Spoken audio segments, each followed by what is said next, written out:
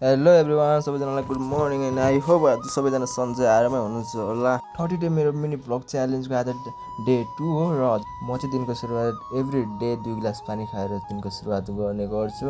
आज उठ्ने बित्तिकै यस्तो थियो कि आजको दिन बिहानको दिन यस्तो थियो कि बिहान रातभरि पानी परेको रहेछ होइन।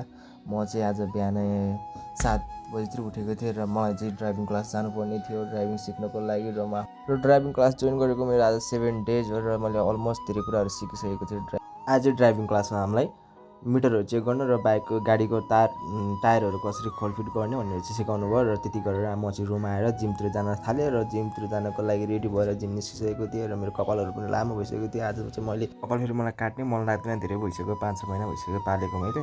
जिमको आज डे 2 र म जिम जाने बित्तिकै भ्याएको त जस्तै उफ्रिन थालेँ र यो के हो भनेर कचाक कचाक कचाक कचाक दिन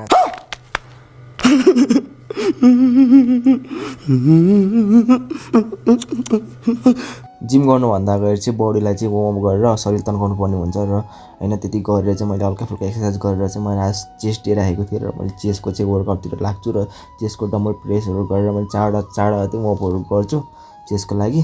धेरै दिनपछि 6-7 महिना अगाडि गर्थेँ नि त मैले जिम, 6-7 महिनापछि फेरि एकचोटि फेरि अहिले जोइन गरेको हुनाले चाहिँ शरीरहरूलाई पनि एकदमै गाह्रो भइरहेको थियो होइन गर्नको लागि। तर आज मैले धेरै गरेन, फर्स्ट दिन सेकेन्ड डे थियो, भोलि फेरि शरीर धेरै नै दुख्छ नि त, गाह्रो हुन्छ, त्यसैले चाहिँ मैले धेरै मैले के जोड लगाएन आफ्नो शरीरमा।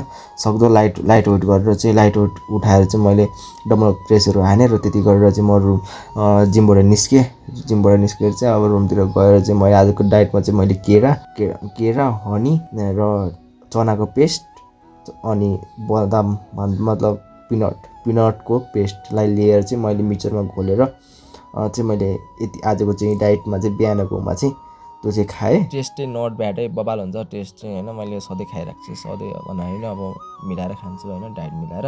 र साथीको रुमतिर गएको थिएँ कि म आफ्नो दारी मिलाइदिन्छु कि भनेर, साथीले फुर्सदै पाएन, म आफ्नो दारी आफै मिलाउँछु भनेर यसो गरेको, फेरि अब मिल्दैन कि होइन आफूले पनि गर्नको लागि, फेरि अर्कोले फेरि मलाई पनि देखाएन भनेर बाँदरको अनुहार फेरि देखाइहाल्यो।